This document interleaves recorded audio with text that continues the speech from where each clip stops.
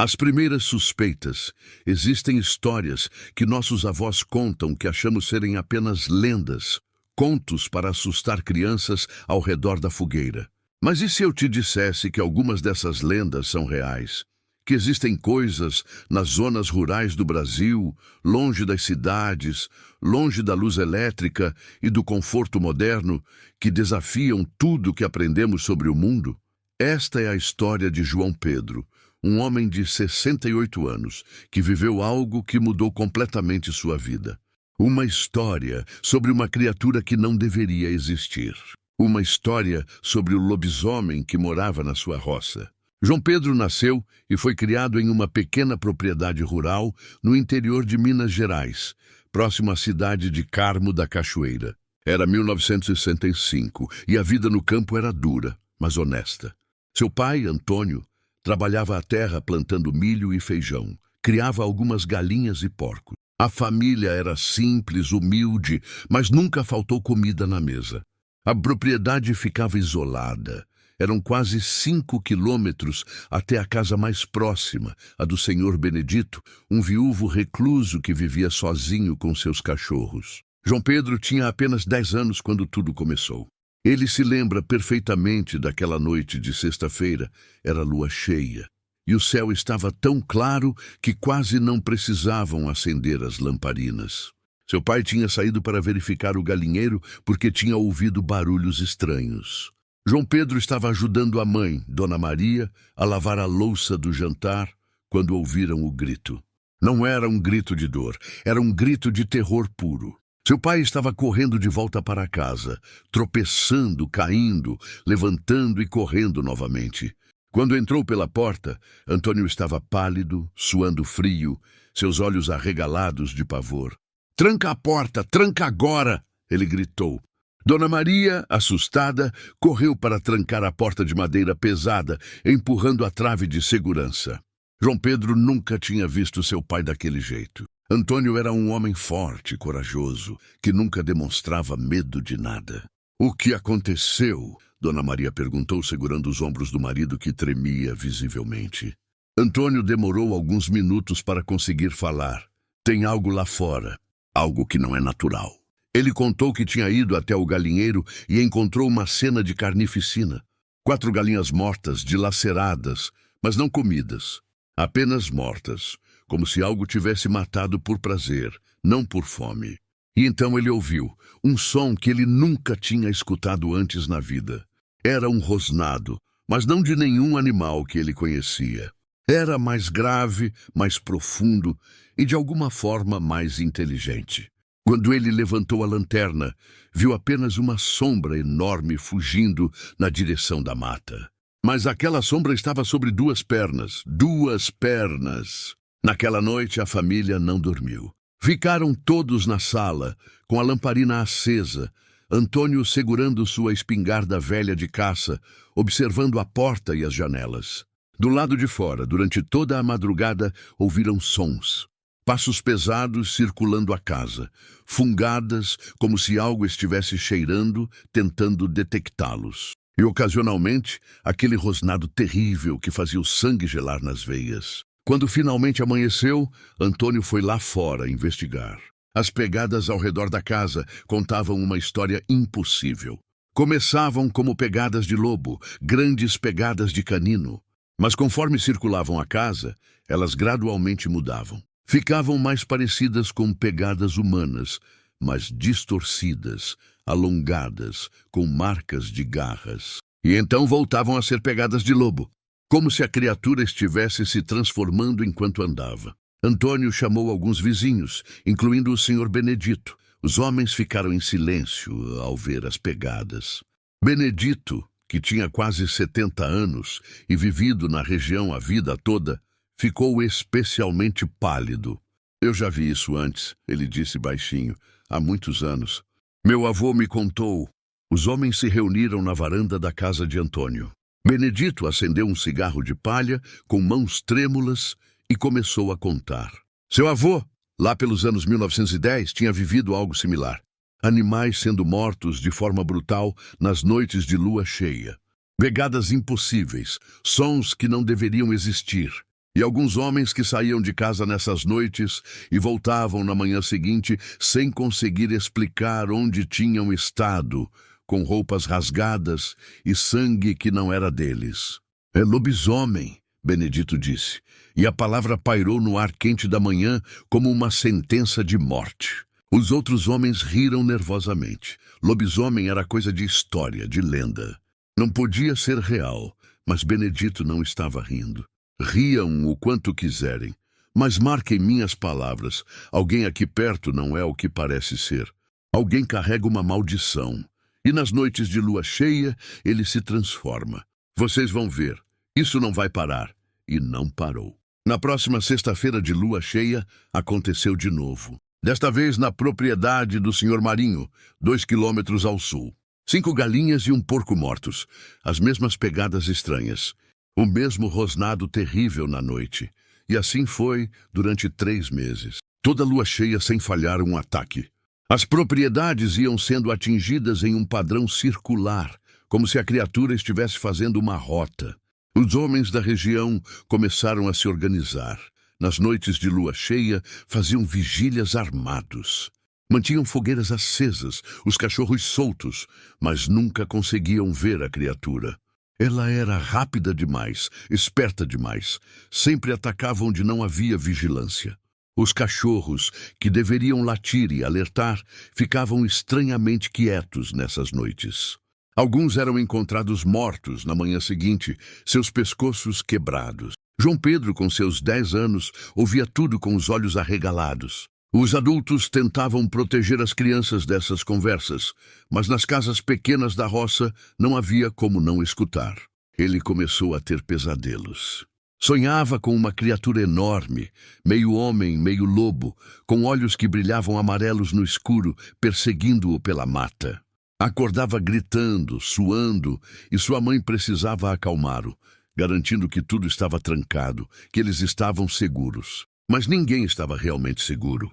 Foi o jovem Zé da Silva, um rapaz de 17 anos, que morava com os pais a alguns quilômetros dali, quem primeiro sugeriu o que todos estavam pensando, mas tinham medo de dizer. E se for um de nós? Ele tinha dito isso durante uma reunião na venda do seu Jorge, o único estabelecimento comercial num raio de 10 quilômetros. Os homens ficaram em silêncio. A sugestão era terrível, mas fazia sentido. Alguém aqui é um deles durante o dia, Zé continuou. Alguém que conhecemos, que cumprimentamos, que achamos normal, mas quando a lua cheia surge, ele muda. A suspeita começou a se espalhar como uma doença. Vizinhos que eram amigos há décadas começaram a se olhar com desconfiança. Quem poderia ser? Quem tinha o comportamento mais estranho? Quem faltava nas reuniões, nas noites de lua cheia? As acusações começaram, sempre sussurradas, nunca diretas. Fulano parecia mais pálido ultimamente. Ciclano tinha arranhões inexplicáveis nos braços. Beltrano sempre desaparecia cedo nas noites de sexta-feira. A comunidade, que sempre fora unida, estava se desintegrando. E então veio a noite que mudou tudo. Era novembro, lua cheia particularmente grande e brilhante. João Pedro estava deitado em sua cama, incapaz de dormir. Seus pais cochilavam na sala, revezando a vigília com a espingarda. Devia ser por volta da meia-noite quando ele ouviu. Não era o rosnado dessa vez, era uma voz. Uma voz humana, mas distorcida, dolorida, chamando por ajuda. Socorro! Alguém me ajude! A voz vinha da direção da mata atrás da casa. João Pedro levantou-se silenciosamente da cama. Sabia que não deveria, sabia que era perigoso, mas era uma criança e a curiosidade era mais forte que o medo. Ele foi até a janela dos fundos do quarto e abriu a veneziana de madeira apenas uma fresta, o suficiente para espiar. A lua estava tão brilhante que iluminava o quintal quase como se fosse dia. E então ele viu, na beira da mata, uma figura. Era um homem nu, ajoelhado no chão, segurando a cabeça com as mãos. Seu corpo tremia violentamente. E então começou. João Pedro viu com seus próprios olhos o que nenhum ser humano deveria ver. O homem começou a se transformar. Não era como nos filmes que João Pedro veria décadas depois. Era muito pior. Era doloroso. O homem gritava de agonia, enquanto seus ossos estalavam e se reestruturavam. Sua coluna se curvava de formas impossíveis. Seus braços e pernas se alongavam. Pelos começaram a brotar de sua pele, como se estivessem sendo empurrados de dentro para fora. Seu rosto se esticava para a frente, o nariz e a boca se fundindo em um focinho. Os dentes caindo e sendo substituídos por presas afiadas. E os olhos ficavam amarelos, luminosos, selvagens. O processo levou talvez 2 minutos, mas para João Pedro, observando-o horrorizado pela fresta da janela, pareceu uma eternidade. Quando terminou, onde antes havia um homem, agora havia uma criatura. Era enorme. Devia ter mais de 2 metros de altura quando se levantou sobre 2 pernas. Coberta de pelos negros, com um corpo que era uma mistura grotesca entre humano e lobo. Braços longos demais, terminando em mãos com garras do tamanho de facas. Pernas musculosas e digitígradas, como as de um lobo. E aquela cabeça, aquele focinho cheio de dentes e aqueles olhos amarelos que pareciam brilhar com uma inteligência maligna. A criatura ficou parada por um momento, como se estivesse se orientando. Então, virou a cabeça diretamente na direção da janela, onde João Pedro estava. Seus olhos encontraram os do menino e João Pedro viu reconhecimento ali. A criatura sabia que estava sendo observada. Ela abriu a boca em algo que poderia ser um sorriso, revelando aquelas presas terríveis. Então, para o horror absoluto de João Pedro, ele reconheceu algo nos olhos da criatura. Algo familiar. Mas antes que pudesse processar o que era, a criatura se virou e desapareceu na mata em velocidade impossível. João Pedro caiu da janela, suas pernas falhando. Ele tentou gritar, mas nenhum som saiu de sua garganta. Estava em choque completo, tremendo incontrolavelmente. Sua mãe o encontrou assim minutos depois e o segurou, pensando que ele tinha tido um pesadelo. Mas não era pesadelo, era real, tudo era real. E João Pedro sabia agora, sem sombra de dúvida, que os lobisomens eram reais. E um deles vivia entre eles. A revelação. João Pedro não conseguiu falar sobre o que tinha visto. Sempre que tentava, as palavras morriam em sua garganta. Era como se seu cérebro se recusasse a processar, a tornar real aquilo que tinha testemunhado. Ele passou os dias seguintes em uma espécie de transe pálido, quieto, assustando seus pais. Dona Maria queria levar o menino ao médico da cidade, mas Antônio disse que ele estava apenas assustado com tudo que estava acontecendo, que passaria. Mas não passou. Os ataques continuaram, ficando progressivamente mais violentos. Não eram mais apenas animais. 3 semanas depois daquela noite, o filho mais velho do Sr. Marinho foi atacado. O rapaz, de 22 anos, tinha saído para verificar um barulho no estábulo. Sua família ouviu seus gritos, mas quando chegaram, era tarde demais. Ele estava vivo, mas gravemente ferido. Tinha marcas profundas de garras em seu peito e braços. E ele continuava gritando, mesmo inconsciente, como se estivesse preso em um pesadelo do qual não conseguia acordar. Levaram o rapaz para o hospital da cidade. Os médicos ficaram confusos com os ferimentos. Não eram de nenhum animal que eles conheciam. Eram grandes demais para serem de um lobo comum, mas tinham características caninas. E havia algo mais. Nas bordas dos ferimentos, a carne parecia parcialmente queimada, como se as garras que o tinham atingido estivessem de alguma forma corrosivas ou venenosas. O rapaz sobreviveu, mas nunca se recuperou mentalmente. Desenvolveu um medo patológico da lua, se recusava a sair de casa à noite e tinha ataques de pânico sempre que via um cachorro. A comunidade estava no limite. O medo tinha dado lugar à paranoia. Acusações voavam livremente agora. 3 homens diferentes foram apontados como lobisomem em momentos diferentes. Quase houve linchamentos. A igreja local, uma pequena capela de madeira, foi aberta todas as noites. O padre, um homem jovem recém-chegado de Belo Horizonte, tentava acalmar os ânimos com orações e bênçãos. Mas ele próprio estava assustado. Tinha crescido na cidade. Essas histórias de folclore do interior eram novas para ele. E agora estava descobrindo que talvez não fossem apenas histórias. Foi durante uma dessas noites de oração na capela que aconteceu algo que ninguém esperava. João Pedro tinha ido com seus pais. Estava ajoelhado no banco de madeira dura, tentando rezar, tentando encontrar algum conforto na fé. A capela estava cheia, quase toda a comunidade estava ali. E então a porta se abriu. Era o senhor Benedito. Ele entrou devagar, seu rosto uma máscara de sofrimento. Ele caminhou até a frente da capela, ficou de pé diante do altar e começou a chorar. Soluços profundos que sacudiam todo o seu corpo frágil. Eu não posso mais, ele disse, sua voz quebrando. Eu não posso continuar vivendo com isso. O padre se aproximou dele confuso. Com o quê, meu filho? Benedito levantou os olhos, e havia tanto desespero ali que todos na capela sentiram. Sou eu, ele disse. Eu sou o lobisomem.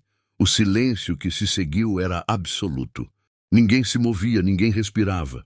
Eu não quis. Deus sabe que eu não quis. É uma maldição que está na minha família. Meu avô era assim. Meu pai era assim. E agora eu sou assim. Eu tentei controlar. Eu juro que tentei. Eu me acorrentava, me trancava, mas não adianta. Quando a lua cheia surge, eu mudo e não consigo lembrar de nada depois. Acordo nu na mata, com sangue nas mãos, com o gosto de carne crua na boca. Benedito caiu de joelhos. Eu matei aqueles animais. Eu ataquei aquele rapaz. E eu não sei mais o que fazer. Não sei como parar isso. Por favor, alguém me ajude. Me matem se for preciso, mas façam isso parar. O padre estava chocado, todos estavam. Alguns homens começaram a se levantar com raiva nos olhos. Iam fazer exatamente o que Benedito tinha pedido. Iam matá-lo ali mesmo. Mas o padre se colocou entre eles e Benedito. Não, isso não é solução. Ele está doente, está amaldiçoado. Precisamos ajudá-lo, não matá-lo. Seguiu-se uma discussão acalorada. Metade das pessoas queria que Benedito fosse morto ali mesmo. A outra metade, liderada pelo padre, argumentava que havia de haver outra forma. João Pedro, que tinha observado tudo em silêncio, finalmente encontrou sua voz. Eu vi, ele disse tão baixo que quase ninguém ouviu. Eu vi ele se transformar. Todos se viraram para olhar para o menino. Quando? Seu pai perguntou. João Pedro contou tudo, a voz pedindo ajuda. O homem na beira da mata, a transformação horrível. E como ele tinha reconhecido algo nos olhos da criatura, mas não tinha certeza do que até agora. Eram seus olhos, senhor Benedito, João Pedro disse, e sua voz estava firme agora, mesmo sendo de uma criança. Eram seus olhos, tristes. Mesmo quando você era um monstro, seus olhos eram tristes. Benedito chorou ainda mais ao ouvir isso. Eu sinto tanto, ele disse. Eu sinto tanto por tudo. O padre tomou uma decisão. Ele não sabia se estava fazendo a coisa certa, mas precisava tentar algo. Vamos trancar o senhor Benedito. Vamos construir uma cela forte na igreja. Nas noites de lua cheia, ele ficará lá, preso com correntes benzidas. E eu vou orar por ele. Vou tentar exorcizar essa maldição. Alguns homens não gostaram, mas não tinha outra solução que não fosse assassinato. E ninguém realmente queria o sangue de Benedito em suas mãos. Afinal, ele era vítima tanto quanto agressor. Então trabalharam. Nos dias seguintes, construíram uma cela forte nos fundos da igreja. Paredes duplas de tijolo, porta de ferro grosso trazida de um ferro velho na cidade. Correntes de navio, as mais fortes que conseguiram encontrar, presas em ganchos de aço enterrados profundamente nas paredes. Não era perfeito, mas era o melhor que podiam fazer. Quando a próxima lua cheia se aproximou, Benedito se entregou voluntariamente. Ele entrou na cela na tarde de sexta-feira. O padre o acorrentou pelos pulsos e tornozelos. Não importa o que você ouça esta noite. Benedito disse ao padre, não abra esta porta. Não importa se eu implorar, se eu gritar, se eu prometer qualquer coisa. A criatura vai tentar te enganar. Ela usa minha voz, mas não sou eu. Você entende? O padre acenou com a cabeça, mas estava visivelmente assustado. Ele nunca tinha enfrentado nada assim no seminário. A noite caiu. A lua subiu enorme e prateada. O padre ficou do lado de fora da cela, com seu crucifixo e sua Bíblia, rezando. Alguns dos homens mais corajosos da comunidade ficaram também armados, caso algo desse errado. João Pedro estava lá, tinha implorado para ficar, e seu pai finalmente permitiu, dizendo que o menino já tinha visto demais para ser protegido agora. Por volta das 10 da noite começou. Primeiro foram os gemidos de dor vindos da cela. Benedito gritava em agonia. Então vieram os sons de ossos estalando, de carne se rasgando, de algo não natural acontecendo. E então o rosnado. Aquele rosnado terrível que todos tinham ouvido nas noites anteriores, mas nunca tão perto, nunca tão real. E os gritos não eram mais gritos humanos. Eram algo entre um uivo e um rugido, um som de fúria e frustração. A criatura dentro da cela estava testando seus limites. Ouviam o barulho de correntes sendo puxadas, de garras arranhando tijolo, de dentes mordendo ferro. A porta da cela sacudia e tremia, mas resistia. Os homens apontaram suas armas, dedos nos gatilhos, prontos caso a porta cedesse. Passou-se 1 hora, 2 horas. A criatura não parava. Sua fúria só aumentava. Em um determinado momento, ela começou a falar. Era a voz de Benedito, mais distorcida, mais grave, com um tom de maldade que fazia a pele arrepiar. Padre, me ajude. Está doendo. Por favor. O padre, que tinha estado rezando sem parar, vacilou. Deu um passo em direção à porta. Não! João Pedro gritou, e sua voz infantil cortou através da noite. Não é ele. Lembre-se do que o senhor Benedito disse. O padre parou com as mãos tremendo. Mas ele está sofrendo. Não é ele, João Pedro insistiu. E como se confirmando as palavras do menino, a voz vinda da cela mudou instantaneamente de tom suplicante para raiva pura. Abra esta porta, eu vou arrancar seus braços, vou comer seus filhos, vou. E continuou uma enxurrada de ameaças e obscenidades que nenhuma criança deveria ouvir. O padre recuou, horrorizado. Aquilo definitivamente não era Benedito. Era algo maligno usando seu corpo. A noite se arrastou. Parecia que nunca ia acabar. A criatura na cela continuava sua fúria, não mostrando sinais de cansaço. Mas então, quando a primeira luz do amanhecer começou a colorir o horizonte, algo mudou. Os rosnados diminuíram. As correntes pararam de chacoalhar. Ouviram sons novamente, sons de transformação, de ossos se reestruturando, mas dessa vez no sentido inverso. E então silêncio. Ninguém se moveu por vários minutos. Finalmente o padre se aproximou da porta com cuidado. Benedito? Nenhuma resposta. Senhor Benedito? Então veio uma voz fraca, humana, carregada de dor e exaustão. Padre, já passou? Já, o padre respondeu, e sua voz estava cheia de alívio. Já passou. A convivência e a despedida. Eles abriram a cela com cuidado. Benedito estava lá, nu, coberto de suor e sangue, enrolado no canto mais distante. As correntes tinham marcas profundas de dentes e garras, mas tinham resistido. A cela tinha funcionado. O padre cobriu Benedito com um cobertor e o ajudou a sair. O homem mal conseguia andar, estava completamente exausto. Funcionou! Ele sussurrou, e havia esperança em sua voz pela primeira vez em meses. Funcionou. Eles o levaram para descansar na casa do padre. Nos dias seguintes, Benedito se recuperou fisicamente, mas estava mudado. Mais magro, mais pálido, mais velho de alguma forma. Mas havia algo mais em seus olhos agora. Havia esperança.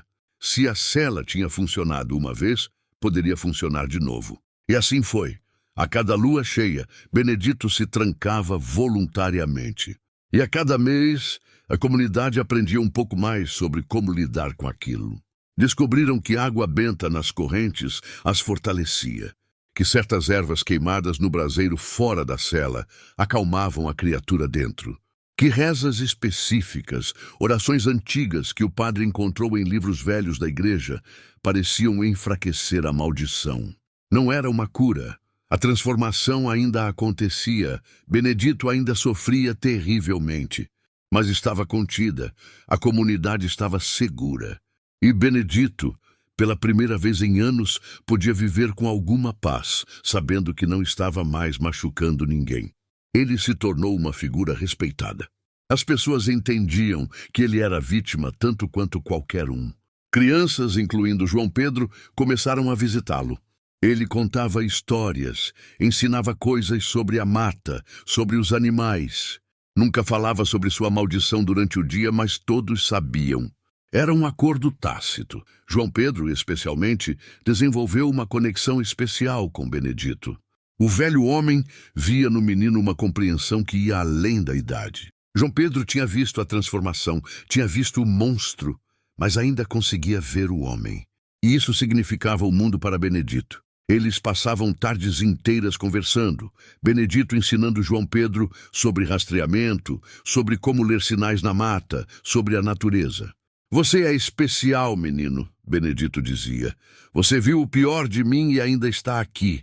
Isso é coragem verdadeira. Os anos foram passando. João Pedro cresceu, virou adolescente, depois jovem adulto. Benedito envelheceu, ficou mais frágil. Mas as transformações continuavam. Se algo, ficavam piores conforme ele envelhecia, como se seu corpo estivesse tendo mais dificuldade em suportar a mudança. Uma tarde de 1973, Benedito chamou João Pedro, agora com 18 anos, para uma conversa séria. João, você precisa saber de algo. Precisa entender como essa maldição funciona, caso algo me aconteça. Eles estavam sentados na varanda da casa de Benedito, observando o pôr do sol tingir o céu de laranja e roxo. A maldição passa pelo sangue, Benedito explicou. Não é uma doença que se pega. Você nasce com ela, se está na sua linhagem. Meu avô tinha, passou para meu pai, que passou para mim.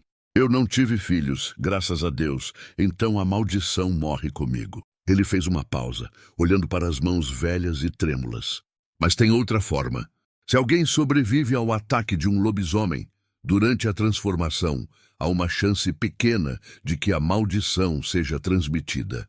É raro, mas acontece. João Pedro sentiu um frio na espinha. O filho do senhor Marinho, aquele que foi atacado anos atrás, Benedito acenou gravemente com a cabeça. Eu temo por ele. Ele nunca mostrou sinais, mas isso não significa que esteja livre.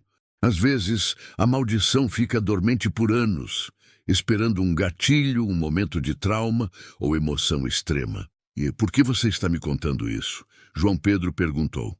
Porque você é o único que entende, Benedito respondeu. Você viu. Você sabe que é real. E se algo acontecer comigo, se eu morrer, alguém precisa vigiar. Precisa estar atento aos sinais. Precisa proteger a comunidade como eu não consegui. Naquela noite, João Pedro não dormiu bem. Tinha a sensação de que algo estava mudando, de que um capítulo estava chegando ao fim. E sua intuição estava certa. 2 semanas depois, Benedito teve um ataque cardíaco. Ele sobreviveu, mas estava fraco. O médico disse que seu coração estava falhando, que era questão de tempo. A próxima lua cheia estava se aproximando e todos estavam preocupados. Benedito estava tão fraco que mal conseguia andar. Como seu corpo suportaria a transformação? Na tarde antes da lua cheia, Benedito chamou o padre, João Pedro, e alguns dos anciãos da comunidade. Eu não vou sobreviver a esta noite, ele disse, e sua voz estava calma, resignada. Meu corpo não aguenta mais, e eu não quero passar por isso de novo. Não mais. O que você quer dizer? O padre perguntou, embora todos já soubessem. Eu quero que vocês me matem, Benedito disse simplesmente. Antes da transformação, enquanto ainda sou eu, quero morrer como homem, não como monstro. Seguiu-se uma discussão acalorada. O padre se recusava. Alguns dos anciãos argumentavam que seria misericórdia. João Pedro ficou em silêncio, lágrimas escorrendo por seu rosto. Há outra opção, o padre finalmente disse. Há um ritual. Eu encontrei nos livros antigos. Nunca tentei porque é perigoso, mas é uma forma de quebrar a maldição permanentemente. Como? Benedito perguntou, uma faísca de esperança em seus olhos cansados. Exorcismo, o padre respondeu. Mas não um exorcismo comum. É um ritual específico para maldições de sangue. Ele deve ser feito durante a transformação, no momento em que a criatura e o homem estão mais conectados. É arriscado, pode matá-lo, mas se funcionar, você será livre. Benedito não hesitou. Façamos. Naquela noite, os preparativos foram feitos. A cela foi preparada com símbolos sagrados pintados nas paredes. Velas benzidas foram colocadas. O padre estudou o ritual repetidamente, memorizando cada palavra, cada gesto. Benedito entrou na cela pela última vez. Ele estava em paz, de uma forma que João Pedro nunca tinha visto. Se eu não sobreviver, ele disse para João Pedro, saiba que estes últimos anos, desde que você me viu e ainda assim permaneceu meu amigo, foram os melhores da minha vida. Você me deu minha humanidade de volta. João Pedro abraçou o velho homem chorando abertamente. Você vai sobreviver, tem que sobreviver. A lua começou a subir. E com ela veio a transformação. Desta vez foi pior do que nunca. O corpo frágil de Benedito estava se quebrando sob a mudança. Seus gritos de dor eram de arrancar o coração. O padre começou o ritual, sua voz forte e clara, recitando palavras em latim que ecoavam na noite. A criatura surgiu, rosnando, lutando contra as correntes, mas estava diferente desta vez. Estava sofrendo não apenas fisicamente, mas de alguma forma. Espiritualmente, o padre continuou, sua voz ficando mais alta, mais insistente. Ele segurava o crucifixo à sua frente, avançando em direção à cela. A criatura urrou de fúria e dor. Bateu contra as paredes, puxou as correntes com força suficiente para dobrar o metal. Mas o padre não parou. Ele estava agora diretamente na frente da porta da cela, apenas o ferro entre ele e o monstro. João Pedro e os outros homens observavam, horrorizados, mas incapazes de desviar o olhar. Então algo extraordinário aconteceu. A criatura parou de lutar. Ficou parada no centro da cela, tremendo, sua cabeça de lobo abaixada. Então, ela começou a falar, não em rosnados ou rugidos, mas em palavras claras. Por favor, a criatura disse, e era a voz de Benedito, mas vindo daquela forma monstruosa. Por favor, liberte-me, eu estou tão cansado. Lágrimas escorriam dos olhos amarelos da criatura. O padre intensificou o ritual, sua voz agora um trovão. Ele abriu água benta e a lançou através das grades da cela. Quando os pingos tocaram a criatura, ela gritou, mas não de dor. Gritou como alguém sendo libertado de correntes invisíveis. A forma da criatura começou a tremer, a pulsar. Era como se duas imagens estivessem sobrepostas. O monstro e o homem, lutando pelo controle. Lute, Benedito, João Pedro gritou. Lute, não deixe a maldição vencer a criatura. Não, Benedito, voltou seus olhos para João Pedro. E naquele olhar, João Pedro viu reconhecimento, viu gratidão, viu despedida. O padre recitou a última linha do ritual, sua voz quebrando com a emoção e o esforço. E então aconteceu. Uma luz brilhante encheu a cela, tão intensa que todos tiveram que desviar os olhos. Ouviram um último grito, um som que era simultaneamente de dor e de libertação. Então, silêncio. Quando a luz diminuiu e eles puderam olhar novamente, Benedito estava lá. Humano, completamente humano, nu e deitado no chão da cela, mas humano. Não havia sinal da criatura. O padre correu para abrir a porta, João Pedro logo atrás. Eles se ajoelharam ao lado de Benedito. Ele estava vivo, mas apenas mau. Seus olhos se abriram lentamente, e quando viu João Pedro, ele sorriu. Funcionou, ele sussurrou. Eu posso sentir. A maldição se foi. Pela primeira vez em 50 anos, eu estou livre. Você vai ficar bem, João Pedro disse, segurando a mão de Benedito. Você vai se recuperar. Vai ver muitas outras luas, e nenhuma delas vai mais te transformar. Benedito balançou a cabeça fracamente. Não, meu menino. Meu corpo está acabado, mas eu vou morrer como homem. Eu vou morrer livre. Isso é tudo que eu queria. Ele olhou para o padre, gratidão brilhando em seus olhos. Obrigado, padre. Você me deu o que ninguém mais poderia. Você me deu minha alma de volta. O padre segurou a outra mão de Benedito, rezando baixinho. Benedito passou seus últimos momentos cercado por aqueles que tinham se tornado sua família. Ele falou de sua vida, de seus arrependimentos, de sua gratidão. Falou sobre como a maldição tinha começado em sua família, gerações atrás, com um pacto feito por um ancestral desesperado. Falou sobre como tinha vivido em terror de si mesmo por décadas. E falou sobre como, no final, tinha encontrado redenção através da bondade de estranhos que se tornaram amigos. Quando a lua finalmente se pôs, levando com ela a última noite de lua cheia que Benedito veria, ele fechou os olhos pela última vez. Morreu com um sorriso no rosto, um homem livre. Eles o enterraram no pequeno cemitério ao lado da igreja, sob uma árvore grande que Benedito sempre tinha amado. No funeral, quase toda a comunidade estava presente. Pessoas contaram histórias sobre Benedito, não sobre o monstro que ele tinha sido forçado a ser, mas sobre o homem que ele sempre foi. Sobre sua gentileza, sua sabedoria, sua coragem em enfrentar sua própria natureza. João Pedro deu o último discurso. Tinha 28 anos agora. Já não era mais o menino assustado que tinha espionado pela janela naquela noite fatídica. Benedito me ensinou, João Pedro disse, sua voz firme, mas emocionada, que não somos definidos pelos nossos demônios, mas por como lutamos contra eles. Ele carregou uma maldição terrível, mas nunca deixou que ela definisse quem ele era. Ele lutou todos os dias de sua vida para ser um homem bom. E ele conseguiu. Ele venceu. João Pedro viveu o resto de sua vida naquela região. Casou-se, teve filhos, trabalhou a terra como seu pai tinha feito. Mas ele nunca esqueceu Benedito. Nunca esqueceu as lições aprendidas. E sempre, nas noites de lua cheia, ele olhava para o céu e se lembrava. Ele contava a história para seus filhos e depois para seus netos. Não para assustá-los, mas para ensiná-los. Para que soubessem que monstros são reais, mas que a humanidade também é. Que a coragem não é a ausência de medo, mas a escolha de fazer o certo apesar dele. Que às vezes as pessoas mais assustadoras são as que estão lutando mais duro contra suas próprias trevas. Anos depois, já velho, João Pedro estava sentado em sua varanda quando seu neto, um menino de 10 anos, lhe fez uma pergunta. Vovô, você tem medo de lobisomens? João Pedro pensou por um longo momento antes de responder. Eu conheci um lobisomem uma vez, e ele era um dos homens mais corajosos que já conheci.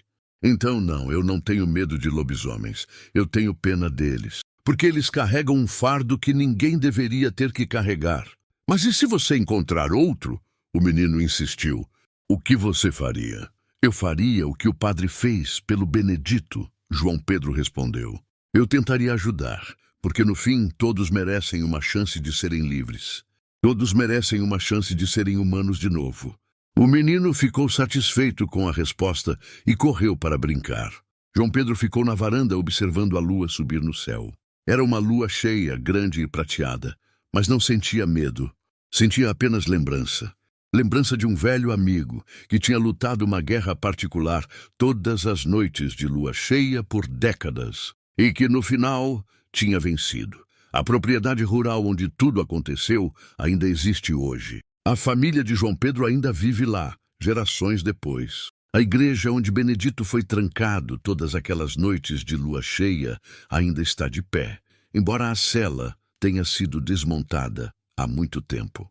E o túmulo de Benedito, sob aquela árvore grande, ainda recebe flores frescas. Sempre nas noites de lua cheia, alguém da família, continuando uma tradição iniciada por João Pedro, coloca flores no túmulo.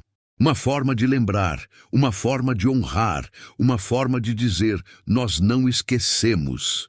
Nós não esquecemos sua luta. Nós não esquecemos sua coragem. Nós não esquecemos que você venceu. Esta história é contada nas fazendas e sítios do interior de Minas Gerais até hoje. Alguns dizem que é apenas lenda. Outros, especialmente os mais velhos, balançam a cabeça e dizem que sabem que é verdade. Porque todos conhecem alguém que conhecia alguém que estava lá, que viu as pegadas impossíveis, que ouviu os rosnados na noite, que testemunhou a transformação. E se você perguntar aos descendentes de João Pedro, eles vão te mostrar algo. Um diário velho, mantido em uma caixa de madeira, passado de geração em geração. É o diário de João Pedro, escrito ao longo de sua vida. E lá, em páginas amareladas pelo tempo, está tudo documentado. As datas, as transformações, os ataques, o ritual, a morte de Benedito. E na última página do diário, escrito com a caligrafia trêmula de um homem já muito velho, está uma mensagem. A quem ler isto no futuro, saibam que monstros são reais. Saibam que o mal existe, mas saibam também que a bondade é mais forte. Que a coragem pode vencer até mesmo as mais antigas maldições. Que a amizade pode existir até entre um menino e um monstro. E que todos, não importa quão perdidos, merecem uma chance de redenção. Benedito me ensinou isso. E agora eu passo esse ensinamento para vocês. Nunca desistam uns dos outros. Nunca desistam de sua própria humanidade. E sempre, sempre, lembrem-se de olhar além do monstro para encontrar o homem. João Pedro faleceu aos 82 anos, cercado por sua família, em uma noite tranquila de verão. Não era lua cheia, mas as janelas estavam abertas e a lua crescente brilhava suavemente no céu. Seus últimos pensamentos, segundo contam, foram sobre seu velho amigo Benedito. E sobre como, mesmo depois de tantos anos, a lição permanecia verdadeira. Hoje, se você visitar aquela região de Minas Gerais, se conversar com os mais velhos nas vendas e botecos, eles vão te contar histórias. Histórias de um tempo em que lobisomens rondavam as fazendas. Histórias de um homem amaldiçoado que lutou toda a sua vida contra a sua própria natureza. Histórias de coragem, de amizade, de redenção. E se você tiver sorte, se você mostrar o devido respeito, eles vão te levar ao cemitério ao lado da igreja. Vão te mostrar o túmulo sob a grande árvore e vão te contar que, até hoje, ninguém sabe quem continua colocando flores frescas ali todas as luas cheias. A família de João Pedro diz que não são eles, não sempre. Mas alguém está fazendo isso. Alguém se lembra. Talvez seja um dos descendentes de Benedito, que ele não sabia que tinha. Talvez seja o espírito do próprio padre, que nunca deixou de cuidar de seu rebanho, mesmo depois da morte. Ou talvez, apenas talvez, seja o próprio Benedito. Finalmente em paz, finalmente livre, voltando para deixar flores no lugar onde seu corpo descansa.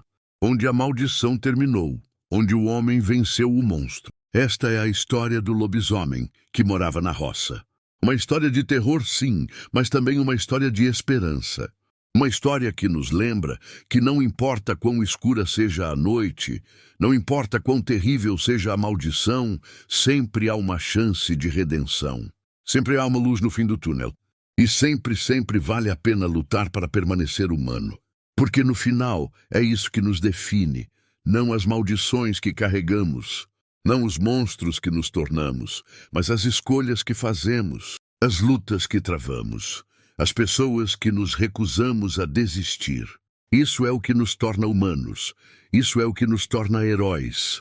Isso é o que faz com que, mesmo décadas depois, mesmo gerações depois, ainda nos lembremos, ainda contemos a história. Ainda coloquemos flores no túmulo de um velho lobisomem, que no final era apenas um homem tentando fazer o certo. Que essa história nos lembre de olhar além das aparências, de ver a humanidade mesmo naqueles que parecem monstruosos, de oferecer ajuda ao invés de julgamento, e de nunca, jamais, desistir de nós mesmos ou uns dos outros. Porque se Benedito pôde vencer sua maldição, se João Pedro pôde ver além do monstro, se uma comunidade inteira pôde escolher compaixão ao invés de violência, então há esperança para todos nós. A esperança de que nossas próprias trevas, nossos próprios demônios também possam ser vencidos. Tudo o que precisamos é coragem e talvez um amigo que se recuse a desistir de nós. Esta foi a história do lobisomem que morava na roça. Uma história verdadeira, contada por aqueles que estavam lá. Uma história que mudou uma comunidade. Uma história que atravessou gerações. E uma história que, espero, tenha mudado você também. Porque agora você sabe que monstros são reais. Mas sabe também que a humanidade, a verdadeira humanidade, é mais forte que qualquer maldição.